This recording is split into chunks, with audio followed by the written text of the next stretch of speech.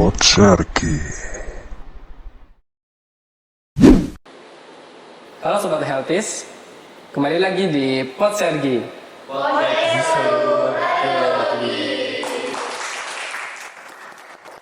Di episode kali ini, kita akan ngobrol bareng nih dengan seseorang yang aktif di kampus juga. Dia adalah finalis Polkesmar tahun lalu, dan di tahun ini dia sebagai Sitong Kota Tegal. Langsung aja nih kita ngobrol bareng. Halo Mas Fahmi. Halo Mas Farid. Halo. Halo. Apa kabar nih? Alhamdulillah sehat-sehat. Kesibukannya apa aja? Ya paling ngampus doang sih. Kampus. Iya. Kuliah udah selesai ya? Udah. Tinggal liburan. Tinggal liburan. Kalau libur. Kalau libur. Oke. Tadi kan sudah disebut nih, kalau Mas Fahmi ini sebagai Sitong Kota Tegal. Iya, Sitong. Mungkin Mas Fahmi bisa perkenalan terlebih dahulu dan mungkin bisa dijelasin apa itu Sitong Kota Tegal. Oke, mungkin perkenalan dulu aja ya, barangkali teman-teman belum tahu. Halo teman-teman semua, sebelumnya perkenalkan, nama saya Muhammad Miftah Fahmi, biasa dipanggil Fahmi. Saya merupakan mahasiswa Prodi Biologi Purwokerto, mahasiswa semester 5. Nah, sekarang saya diamanahi sebagai Duta Wisata Kota Tegal. Nah, Duta Wisata Kota Tegal itu sendiri disebut Sinok Sitong. Nah, untuk Sitong itu untuk yang masnya, untuk yang Sinok itu untuk mbaknya. Nah, sebenarnya di berbagai daerah itu sebutannya beda-beda, tergantung bahasa daerahnya masing-masing. Jadi untuk sebutan apa ya, anak laki-laki dan anak perempuan lah. Kalau di Tegal itu istilahnya Sinok sama Sitong. Berarti Sitong Sinok itu di Tegal. Kalau di Banyumas mungkin beda lagi ya? Beda. Kalau di Banyumas kan namanya Kakang Bekayu. Oke. Gitu. Lalu gimana sih Mas Fahmi itu bisa sampai ke menjadi Sinok Sitong itu gimana? Dari tahap seleksi, pendaftaran dan lain-lain. Kalau tahap-tahapannya sebenarnya kan aku tahu tahap seleksinya tahu lombanya itu kan dari Instagram ya. Dari Instagram coba karena pendaftarannya gratis. Karena pendaftarannya gratis, akhirnya aku ikut daftar. Nah, seleksinya itu awal ada seleksi tertulis dulu. Seleksi tertulis, terus seleksi wawancara, terus ada tes bakatnya juga. Nah, kalau udah semua tesnya udah dijalanin, udah dites, lanjut ke babak 10 besar atau 6 besar lah, tergantung per tahunnya pesertanya ada berapa. Oke, nah itu.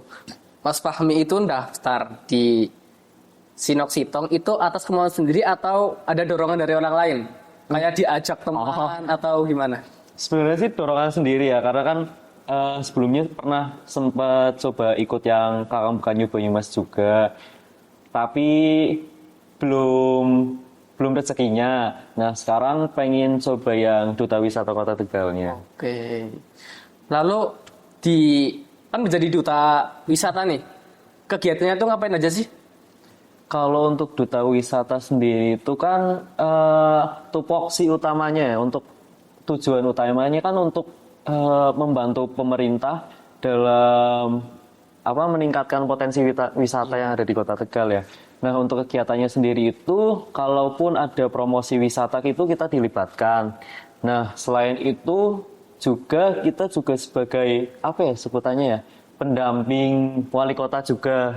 Jikapun wali kota itu berkunjung atau ada pejabat yang berkunjung di luar kota ataupun ada tamu dari luar kota itu yang datang ke Kota Tegal, itu biasanya kita ditugaskan untuk mendampingi. Oke, berarti sebagai pendamping tamu ya, Kota Tegal.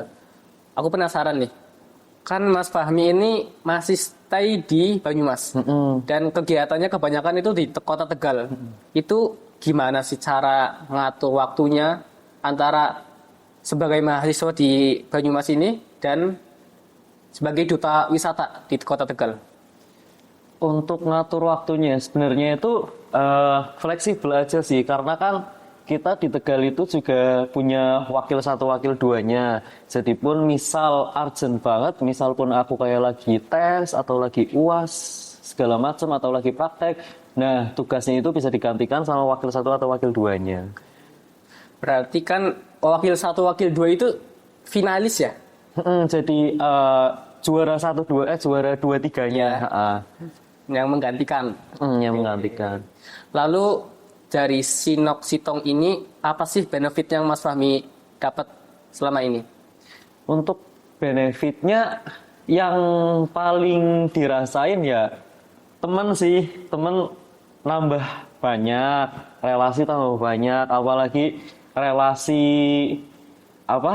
orang-orang penting di kota kan juga penting tuh. Nah, alhamdulillah relasi ya yang kayak gitu sih yang paling berasa. Relasi itu emang penting ya? Emang penting sih buat bekal lah relasi. Nah, dari duta wisata Kota Tegal itu apakah dimajukan lagi ke menjadi duta Jawa Tengah?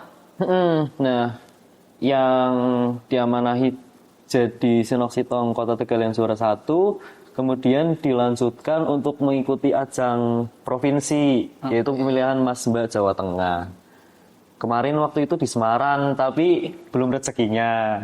Berarti kemarin udah pernah ya? Udah Langsung udah maju, langsung Jawa Tengah. Jawa Tengah.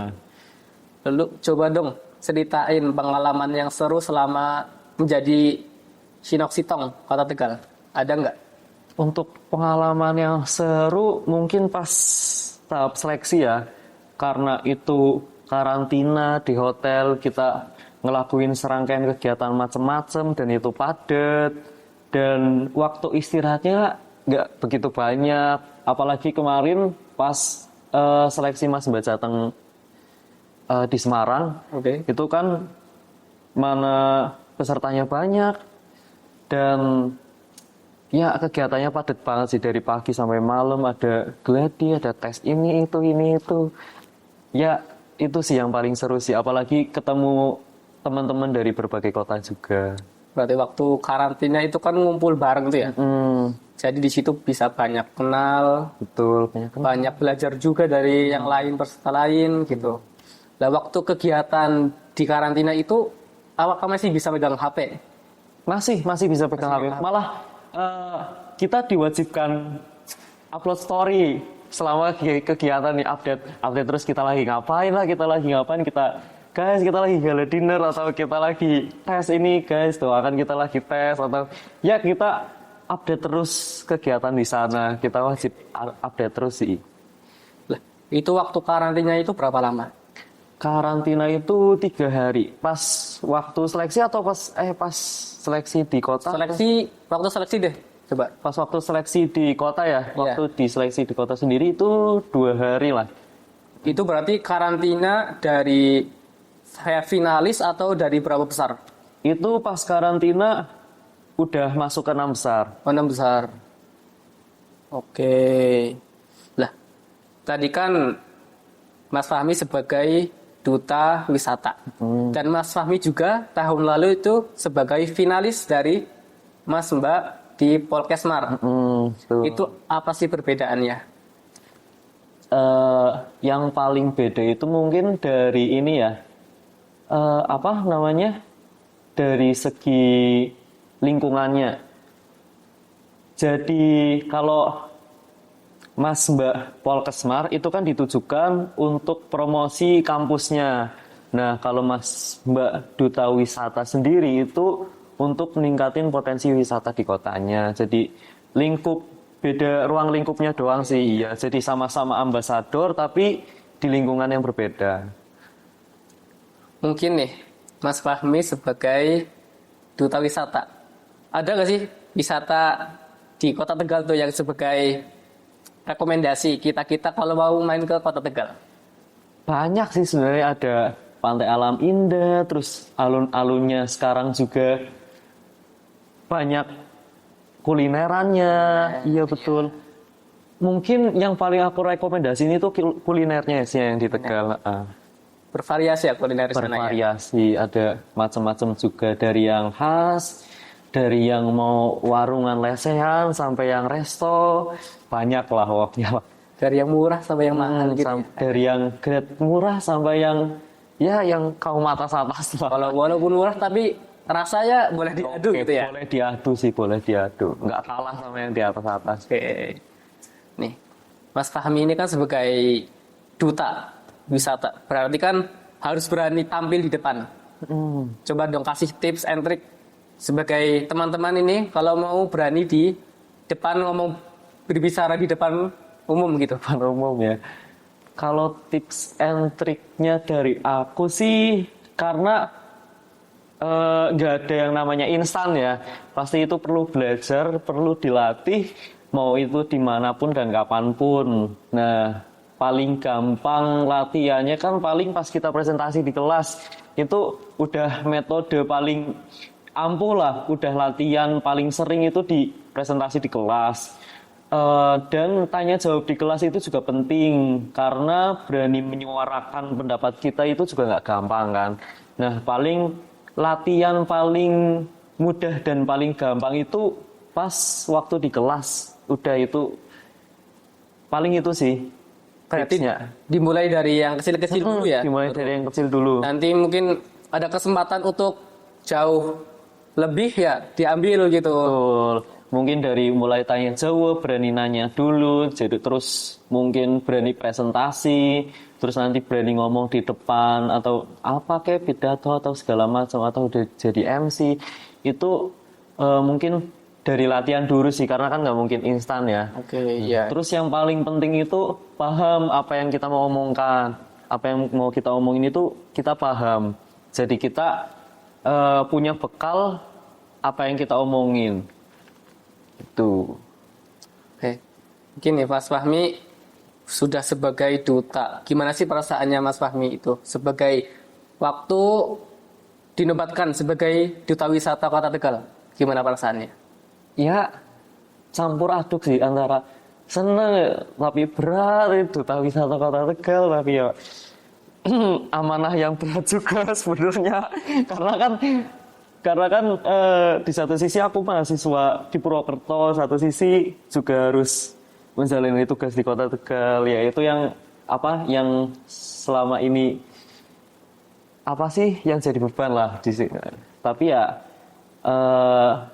di samping itu juga sebisa mungkin kita inilah seimbang antara kita sebagai mahasiswa dan kita sebagai duta wisata.